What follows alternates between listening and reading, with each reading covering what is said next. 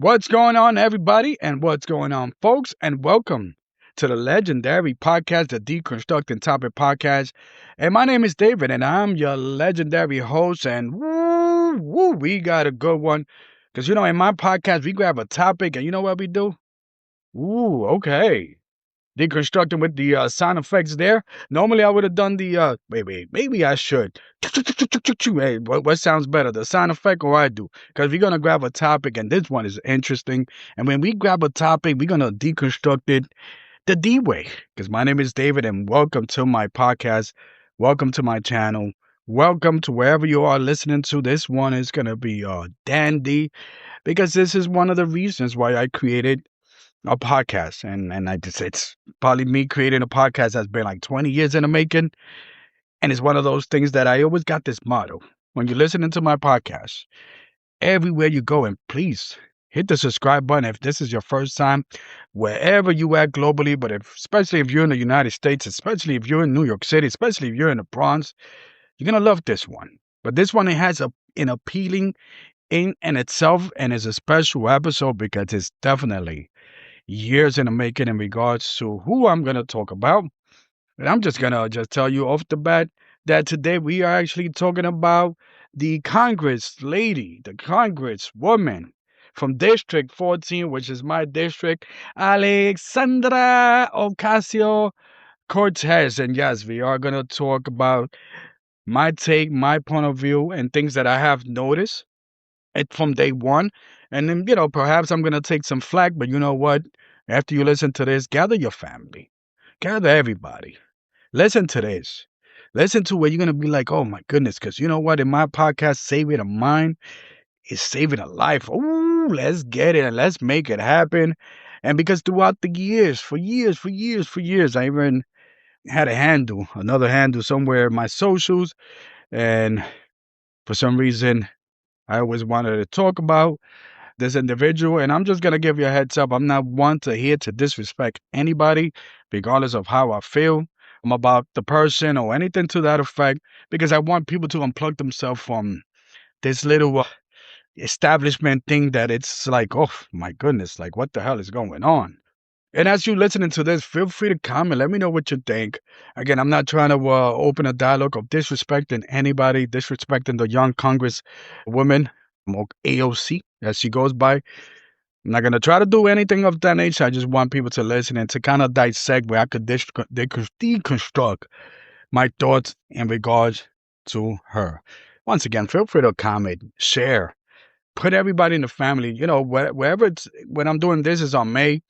Matter of fact, Memorial Weekend is coming up. You know what? Why not? You get together with your family, blast this in your car, which I know a lot of people do. Blast this in a bar, blast this everywhere you go, but definitely sit with your family, whether they 80, 70, 50, 60, 20, 10, whatever the case might be, because we want to kind of once and for all, and the reason why I created this podcast is so that we could unplug ourselves from this mainstream nonsense that's going on out there that sadly divide us, and sadly we kind of forget in regards to the situation. So off the bat, when AOC was elected back in 2018, and if I'm missing something, please feel free to share. Now, just to give you a backdrop, Ocasio Cortez, AOC, was born in Parkchester and grew up in a nice little neighborhood in Yorktown. Hey, salute to her parents in regards to hardworking parents. What they did, they went to a nice area in Yorktown, somewhere real kind of far from the Bronx. And why not give the kid a good education, be surrounded by good vibes, and then, she decided to go to Boston University and so on and so forth. And the rest is history. Now she's the Congress. But I tend to always, when it comes to Ocasio, hear me out, I always compare Ocasio when the first time she won from day one. She kind of reminds me of the MTV channel. People are going to be like the MTV channel. For those people of age who lived in the 80s and 90s, the MTV channel, which is the music television, for some reason, I always said the MTV channel there was these bunch of people that created, this concept of music, but then it expanded and it kind of fell. And it always felt Like it's like the corporation created this anti-establishment network to make you feel like they the anti-establishment, but at the end of the day, they are the establishment. And that's where I always compare AOC to. Because I always said that AOC, Alejandra Ocasio Cortez, was created by the establishment to make you feel like she's one of us, Puerto Rican from the Bronx, sounding out like us, looking like us, talking like us, but at the end of the day, she is the establishment, and at the end, she's not even one of us. And again, I took a lot of flack then, but now it looks like people are, in my socials reaching out to me like, oh, wow, I didn't think about it that way. But that's why I'm here, creating this podcast. And just to give you a little caveat in regards to the situation, if Ocasio Cortez was this person, because we're going to dissect how some people gravitate because she's vocal, they gravitate because she represent us, and et cetera, et cetera. But I'm gonna say this: if Ocasio Cortez was this person, who she is, who she claims she is now, and her parents struggled, they never left the Bronx, and she just wound up going to Monroe College or Lehman College. If you know, you know. But those people who out there that don't know, Monroe College and Lehman College are community college here in the Bronx. A beautiful college. Hey, listen, people get, their little good education there. But the whole point there is this. What's the difference in regards to that situation and going to Boston University? It's that she's not surrounded by people who tend to have what they call white guilt. And I'm going to call these people out as well because sadly, I always said, and I'm one to kind of, how could I say it to you, channel the Malcolm X that in this country, we got these two white factions, one conservative, one liberal. They kind of go at each other, whatever the case, but they don't care about your issues. So what they do is that they create these puppets, these people these parrots that sound like us, look like us. They tell us that they are leaders, but they're not. And again, and I'm gonna go on a limb. And even Zoran Mandani too. He's another person that he's not us. Mandani, the fact that he went to Columbia University, the fact that his father was, a well-to-do person in terms of the academia, he put in work. His mother's an actress. But the fact that if his parents were these two individuals that were struggling in life, and Badani went to, let's say, Queens College or something like that, would he have been the mayor of New York City? Absolutely not. But what happened with these folks is that they're surrounded by these certain people that tends to, have white guilt and have a sense. And I always have said is that who created AOC, right? And one of the interesting things is that her significant other, and again, we respect to respect, not trying to hear disrespect anybody. But my understanding that the dude, some type of web developer, marketing, speech writer, and so on, and that right there, just kind of ping, ping, ping, ping. My little sense is going on, like, okay, so that's the coincidence. Okay, I get it. And I always said, who created her? And I always said that she was created she's only serving for optics. And her handlers and the people that promoted her push us in our faces. The fact that these are people who want to pat themselves on the back and be like, oh, yeah, look, we are here for brown people. But they not. And I'm going to, kind of mention a couple of things here in regards to AOC because, again, I'm going to go this and I'm going to say this. She's not us. She never will. She never us. I know that there's people that's going to give me pushback, and they have given me pushback. Oh, but David, but she has done this, and she's been vocal, and I'm like, really? Vocal to what? There was an instance where my understanding is that AOC, it's one of those who claim that, hey, something is going on in Palestine, and goes out there and calls Joe Biden, right? Where everything that happened, and I'm going to try to shed lightly because I don't want the algorithm to kind of push me a little bit because I want this to go out there. So there's situations where under the Biden administration, things were going on, Israel, Palestine, and there's monies to, arms to be sent to Israel. And she goes out there and calls out Joe Biden. But at the end of the day, guess who you said we should vote for him because we got Donald Trump. Donald Trump is going to be more dangerous in the situation of Palestine. And I want to say, so calling out Joe Biden, what does that mean? If Donald Trump doesn't even play into the equation, how do you know that Donald Trump's going to be worse in the situation what's happening in Palestine? See, that's where I tend to say that's the Redskins script there. So you know for sure that Trump is not gonna do anything in regards to Palestine. So you know for sure. So you have to, or we have to vote for the where everything started. Kind of reminds me of the Bush situation, Bush Obama transition. Obama was placed by the establishment so that the stuff that happened under Bush and these wars in Iraq and Afghanistan or whatever it is so that they could continue. So what happens? What happens when you call out AOC? Here's where the white girl establishment comes in. And I've seen this in my social, and there's a situation, and there's a little beef between Ocasio Cortez and Christopher Smalls, who have led to trying to organize Amazon in Staten Island, Trump country or Trump borough here in New York City, for him to manage or to at least try to, and he did organize and became a union of whatever sort. Again, me and the situation with Smalls, I will take him with a grain of salt. But there's this little beef. And Smalls is just calling out AOC for being, a fraud and lying to people. And guess who's the first person that started attacking Smalls? And every time that I see people of color stand up and say enough is enough, AOC's not one of us. She's a fraud, she's lies, whatever the case might be. And I hope that the algorithm don't start kind of questioning me like, oh my God, now he's using those words. We don't want those words here. But I'm just citing the people that have called him out. Guess who's out there defending her? For the most part, it's these folks that are full of white guilt that just want to pat themselves on the back. Kamala Harris is one of those. They create these people. They put money into these people. They push us in front of our face. But sadly, there's many institutions, which I should not name, that they gravitate to that side of say, oh yeah, but we got to support AOC because she represents us and she's fighting for us and whatever the case might be. And I always tell somebody, when you gravitate to these people, somebody in another country is paying a price. There's people out there who are in the anti-ICE, whatever the situation, taking kids, all this. But then you don't sit down and thought about, damn, on the Biden-Harris administration, so they were giving weapons and sending money to Israel to do something there to Palestine. So do we really care about kids? Do we really care about humans? See, that's the contradiction. That's the hypocrisy that I tend to come across time and time when it comes to the likes of AOC and the people. Because keep in mind, when you support AOC, and I always said it's this, my understanding AOC and Madani do not have kids.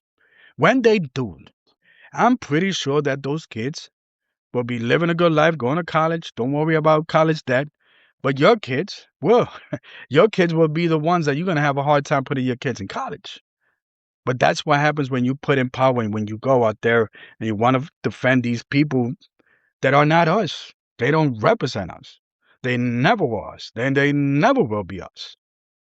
And it's like going back to the analogy of why I compare AOC to MTV Channel. Because the MTV Channel catered to these young people, these so-called rebels. They told you to color your hair. They told you to listen to punk rock or this and that. You have to go against the suits. You have to go. But again, who's telling you to do that?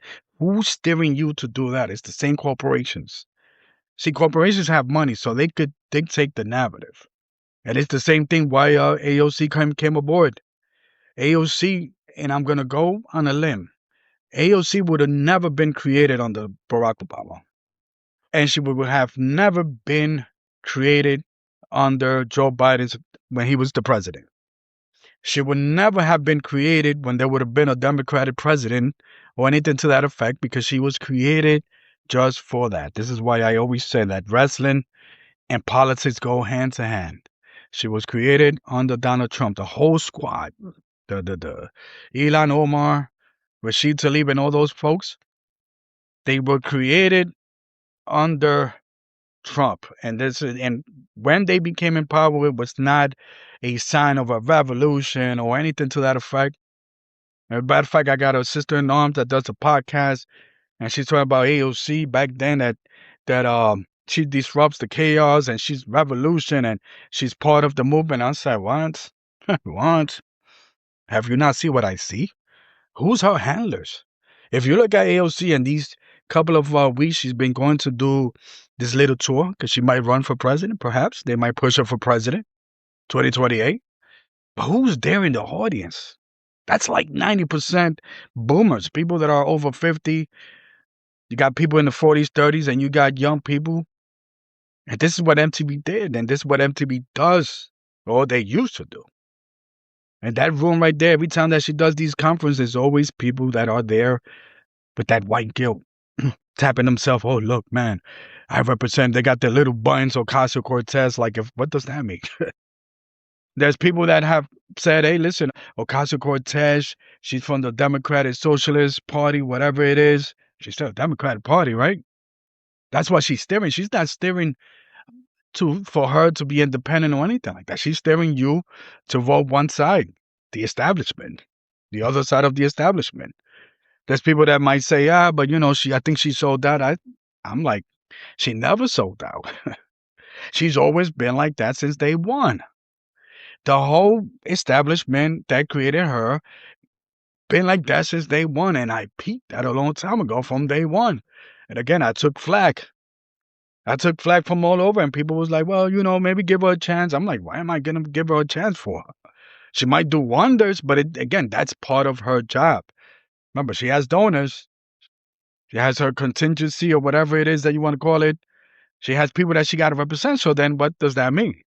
If 60% of people in Parkchester want a glowing balloon in a night and AOC promised that we're going to get a glowing balloon in a night, and 60% of the people want that in her district, guess what she's going to do? Even though it might cost money and it doesn't make no sense, but the whole point is this. She's going to cater to the people, to where the voters are. If her donors told her, hey, listen, we're going to forget about crime. We're going to put more money on a green glowing balloon because that's going to help the environment. Guess what she's going to do? She's always going to prop up, and she's always going to be there for the reasons that's what her donors and her voters want. She can't disagree with them because then she's not going to get elected. I mean, that's common sense. That's like politics 101. Doesn't take a rocket scientist to go figure this one out. What she is that she's a representative of that side, that white guilt, the people that don't really care about our issues. And it's funny, there was a sister in arms that does the podcast who now is calling the SA the anti-blackness party now. And I'm like, okay. Because now they started to notice that, and for some reason, I don't know what they noticing now, is that there's certain people who's in that group, in that little section there, in that little faction, that for some reason they claimed, I'm not going to say they claim, they feel like they own our opinions, that they own our feelings. For the most part, when I do something and when I say something about calling out AOC, or at least something that I've at least observed, woo, you know who attacks me? 90% of the times? That faction that tends to feel white guilt and tend to kind of, for some reason, it's the other side of, white supremacy, right? Because people got to understand that sometimes white supremacy doesn't have to look like Trump. White supremacy could look like Joe Biden. White supremacy could look like Kid Rock. White supremacy look like Billie Eilish. It also looks like Kamala Harris, Marjorie Taylor Greene, AOC, the Barack Obamas. Because we all prop up these factions that have the money. As Malcolm X said, listen, you guys got the money. Just give me the money. Let me create a leader that looks like us, represent us, they are us, and just put yourself on the sideline. Get out of here. It's the same thing as I would say with AOC. If people really are into AOC and she is this revolution, she would have dropped out as a Democrat and become independent. And if you really care for her, and if you those people with money, you would have still be funding her, even if it's independent. She goes out there and start calling out Marjorie Taylor Greene, who gave up her seat, calling out Trump, doesn't agree with Trump, so she had to give up her seat. But AOC's not going to do that. She has a reputation. She's a brand. She's no different when it comes to the Trump brand. These are people that it's a brand. We're not picking, or we're not choosing public servants or anything, or politicians that'll be there. We picking a brand. And that's what bugs me out, because one side is blaming it on the orange man, and I'm like, geez, I want to be with you, because I do also have pointed a lot of stuff that it's orange man dude has done. You would never get my vote. His party would never get my vote neither. Unless something drastic happened, but that's so that means you're not gonna get my vote. And I'm not gonna go out there and be like, oh, I'm voting for AOC. Matter of fact, some people say, hey, David, run independent, go after AOC, run against her. Hey, I've been thinking about it. Also been thinking about, running. I thought about it. It's in my mind since I was young, running for mayor.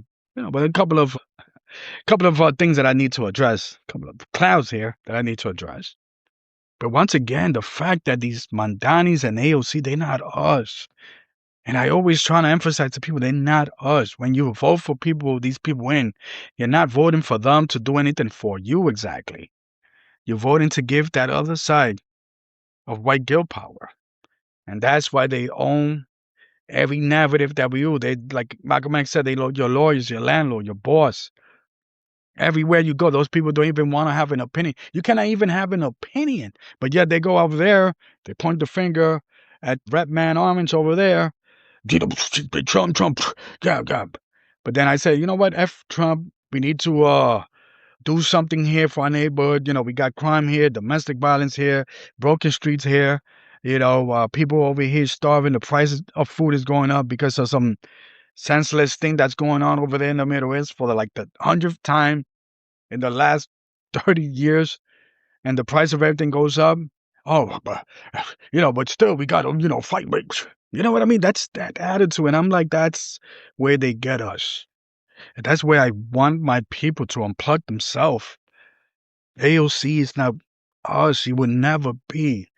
And there's people that gave me that pushback. Oh, but she did this. And sometimes in life, you have to give up certain things. And even if you have a disagreement, you still got to work on the middle ground. And I agree. But if I've been living in this country for 30 years, and I'm going to hear the same thing over and over, and nobody does anything. It's like, the black community is still struggling in these inner cities in New York City. And the system in itself, they throw drugs, they throw guns at the black community, like here, whatever the case is. It's always been a history. And just when the crime is going down, just when the black community is getting their things together, making it happen, let's educate each other, let's think on our own, that you throw immigrants in their neighborhood. People are gonna be like, damn, okay. But the fact is the fact. Because there's always something there. But again, nobody in the establishment is gonna really sit down and say, let's do this. Let's go step by step by step.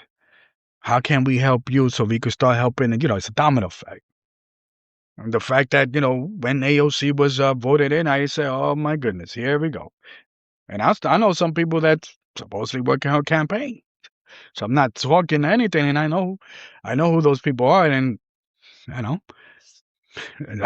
that's what I'm just going to say. I'm going to hold my opinion on that. I go to some of these institutions that are supposedly run by our people, for our people, and guess what gets infiltrated? And then to silence you, once we start, and if this have happened to me so many times, that I'm over here in these circles and we talking about the issues that affect us, our community, and then I don't know where someone throws a little wrench, and then we forget about our issues because now we have to, defend and support AOC because, Irish man over there is doing his dirty thing, and I'm like, here we go. They got you. You ain't gonna fix none of your issues now. And that's my take on AOC. She never sold out. She's always been the same since day one. She was only created for optics, to feel and give you this illusion, just like Zoran Mandani, to give you this illusion that these people are you. At the end of the day, Zoran and AOC, they could do some stuff here and there at the end of the day, but that's what their job is. Are they doing it from the bottom of their heart? Maybe, maybe not. Are they doing it because of their donors? Absolutely. But always keep this in mind when it comes to sitting down with people in middle ground where you disagree. What exactly they taking away from you? You're going to see a lot of things that they're going to take away from you. And they're going to take away your will. They're going to take away whatever issues that you're fighting for. They're going to silence you. They're going to use something there. Oh, we got to, defend our democracy, whatever it is. And I'm like, okay. Has AOC ever gone to Palestine? Has she ever gonna ask those kids, hey, listen, I told people in America to vote for the person where all this started. Is she gonna ask what about the democracy of those kids? She's gonna be vocal about it because that's what she gets paid. Because she's supposed to give you the illusion that this is some vocal Puerto Rican revolutionist, but it's not, man. We need to start to listen. You're listening to my podcast after this podcast. You're gonna be like, wow. Reach out if you listen my email and show support. I'm under T Juice TV. I'm gonna put all that. I'm all across all the socials, the YouTube, Podbean. Show support here. I got, PayPal on my link on my description. Hey, listen, we need more independent voices. We need more people to think on their own. I would love to start waking up where people and candidates are independent or at least from some type of third party that are all about that life. And before I do forget, you know what's funny? With Bernie Sanders, and I know a lot of people who supported Bernie Sanders, even from day one, think about it. Who's her mentor, by my understanding? Bernie Sanders. Now, he sold out. He sold out. And I always have said since day one, that's what he was meant to be. He gave you the illusion, just like AOC, Bernie Sanders, and the squad, they give you the illusion that there are people that are fighting for your behalf. Think again. I'm always going to think about what Brother Malcolm X said. There's these two white factions.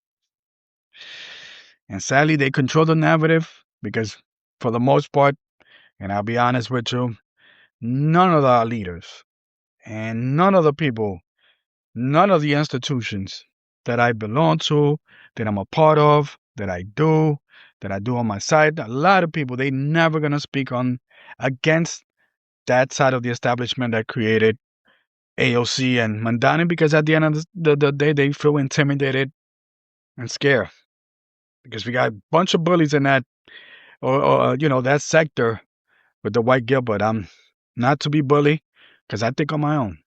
But anyways, hit me up, reach out to me. Once again, feel free to share. It's a good conversation, but we making it happen. We need to talk that talk once and for all. We need to talk that talk. Let's make it happen. I'm out of here. Make it happen. As always, Deconstructing Topics. Let's go. Woo! I'm out. Peace.